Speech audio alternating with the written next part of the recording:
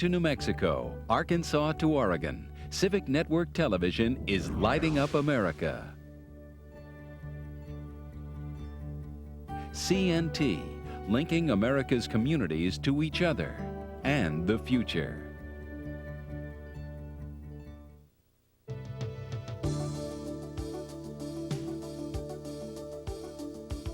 Live from Washington, D.C., Civic Network Television brings you Mobilizing Community Assets.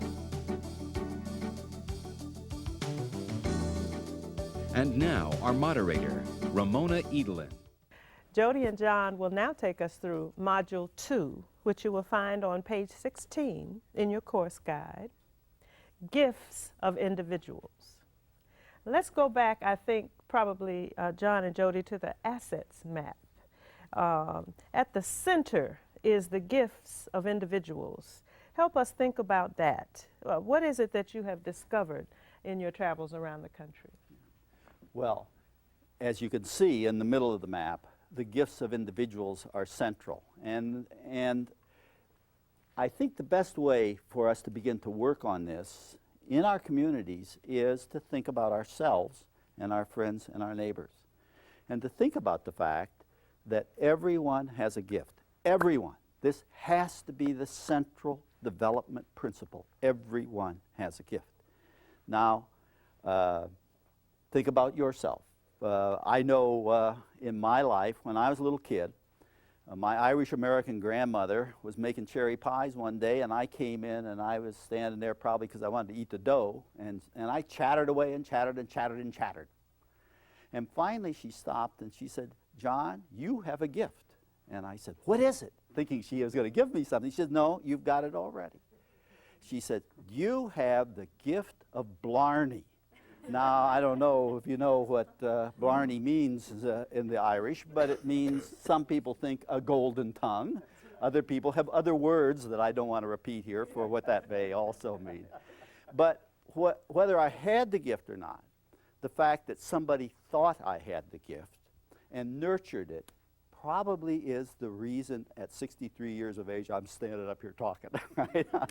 So we all have a gift. Joe, you've got a gift, I know. Well, my equivalent story as a youth, John, I think, was when I was caught in the bathroom with a whole pile of crayons drawing words on the wall of the bathroom, right? And my mother came in and caught me doing that, and she said, "You know, you really are a gifted writer, but you're doing it in the wrong place." Yes.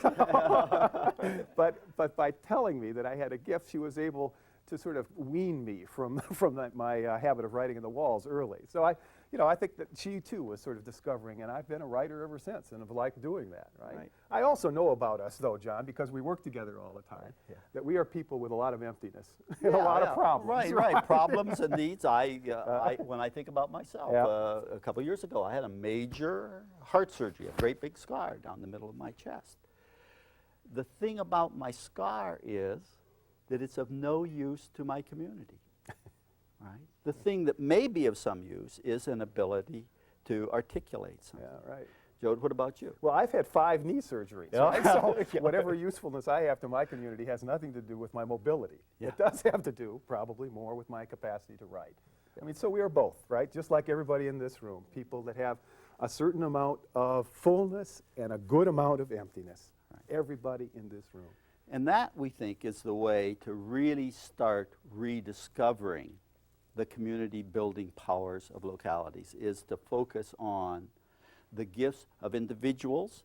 Each of us have a gift, and I know that that's true of the people in this room, Yes. Joe. Yeah, because we asked earlier, just to make sure that we weren't in an absolutely strange group of people with no gifts at all. Right? We were pretty clear that this was a gifted group, and we asked people to list. So let me just ask now, if you were to ask each other, right, let's introduce each other by, what is the major gift? Let's do a little quick collection, one by one. What's the gift that you would like to sort of lift up most about yourself? The gift and the ability of working with youth. Working with youth. Yes, the gift and the ability to consult and to counsel. And to counsel with folks. Financial skills. Yes, money skills. Great. Well, most of my experience has been with the group, primarily teachers. Working with teachers. Right. Working with teachers. I share your gift, Jody, of writing. Also a Or writer. I like to write anyway. Terrific. There's plenty of writing to be done. Sure. Basketball abilities. You shoot hoops. Terrific. Terrific. Great. The gift of compassion. Compassion. Yes. And along the financial lines, fundraising. Yes. Yes. I have to say my organizational skills. And an organizational wizard, right? Wonderful. Wonderful. We took the liberty of writing these up on the board earlier, at least a few of them. Right? Here they are. Here's a list of the gifts of the people just at these tables in our room together here. These are folks who bring different kinds of gifts to the table. And one of the things we might want to think about is, are there any of these gifts, writing and financial skills and working with teens, are there any of these gifts that wouldn't be useful in community building? Any that you'd like to throw out? I doubt it. No. Every one of these things we could be using. Every one of them would be useful in community building, right? I think that's the lesson. The lesson is that there is a huge abundance of giftedness. We, in fact, now seldom start a discussion, particularly with young people or others who sometimes felt like they're at the margins of community. We seldom start a discussion without asking folks to identify their gifts, introduce each other by what you bring to the table. And sometimes we say, just to sort of help people along in a simple way, tell us about gifts of the hand and gifts of the heart and gifts of the head, right? We all know things, gifts of the head. We all can do things, the skills we have with our hands. And there's something about the core of us, what we believe in, what we're passionate about, our hearts, that we bring to the table too. And when people start thinking of gifts in those simple ways, it's amazing the community building material that appears. And you've just demonstrated that to all of us. You also did a little exercise of just collecting gifts at one table, right? And over here, we had sheet after sheet filled with gifts.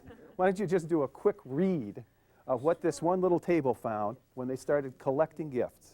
Our gifts of the head that we came up with were financial skills, teaching and critical thinking, common sense, counseling, consulting, management skills. Our gifts of the hand were working with flowers, playing the piano, painting and drawing, knitting, sewing, crafts, cooking, massage therapy. And our gifts of the heart were loving, caring, showing commitment, working with the disadvantaged, patience, and compassion. That's a list that I would love to work with. We can all, I think, return to community and start building. Thanks. There's always there in community more than we think there is. That's a lesson that we constantly learn, right? But there are some people in community who, for various reasons, get known for their emptiness and for their deficiencies. And it's harder for folks to see their gifts. And so we've been particularly interested in thinking with community leaders about how do you find the gifts of those folks, right? The gifts of people sort of on the edge of community. And John, do you want to tell us about that for a minute? Right. You know, a weak community, we have finally understood, is a place where there are lots of people who don't give their gifts. And so we have wondered more and more, why is it that there are communities where lots of people who have gifts aren't giving them? And we think that leads us back to the needs map. You see, the needs map is a map that tells us how 5 institutions are saying about people, what's important about you is your scar, right? And so that takes the person that gets labeled and pushes them to the edge of the community. And I think what we finally came to understand is that's how weak communities look. If we can think of a community as being a group of people together, right? What happens when we have lots and lots of people who are called needy is that people who might be together in the community, right, get forced out to the edge. And what forces them out to the edge is names like welfare recipient, names like pregnant teenage girl, like illiterate person. And we know there are all kinds of institutions that need those names, but their effect in community is to say, this person is needy and ungifted. And then what happens is that we surround those people with professionals, right? So that we create a funny kind of world for them in which they are really excluded from community life because they are surrounded by agencies and programs. Incidentally, what a prison is the most serviced community in the world, right? It's a physical wall and a wall of control and programs, right? So that we create strangers, right? And the word what we think is best for defining these people is that they are strangers. We don't know them. We don't understand their gifts. And every community initiative that we saw was based upon two principles. Number one, everybody, absolutely everybody, no exception in the community has a gift.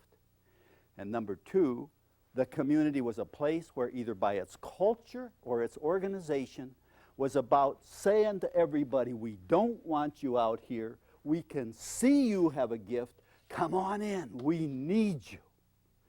We're not a place where we need strangers. We need your gifts. Joe? Well, there are lots of different kinds of people who end up out at the edge of community, and we all have them in our community. Every community has strangers, right?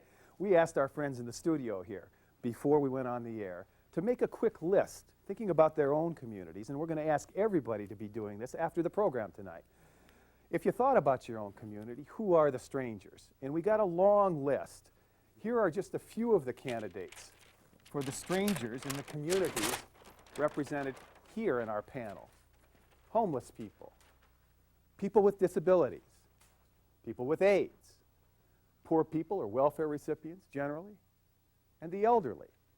Right? All people who, in part of their life, get defined as empty and deficient by helping institutions and professionals often, and therefore find themselves out here at the edge.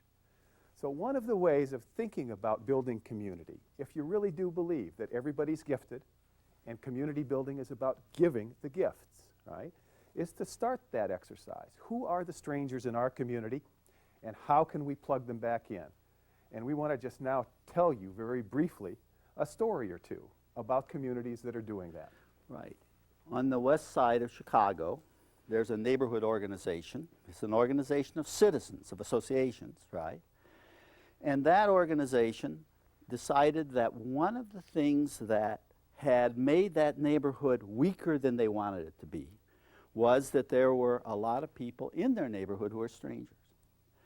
And so they brought on board a local resident as an organizer, but this organizer's job was to reach out to the strangers, get to know them and their gifts, and then introduce them into the center of the community, right?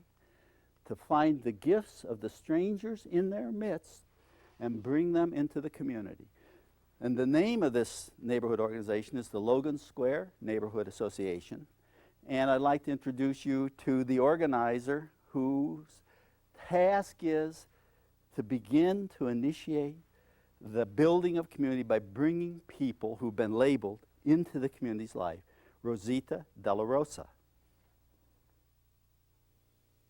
As an organizer for LSNA, my work with the Community Building Project has been reaching out to people with developmental disability and bringing them back into community life.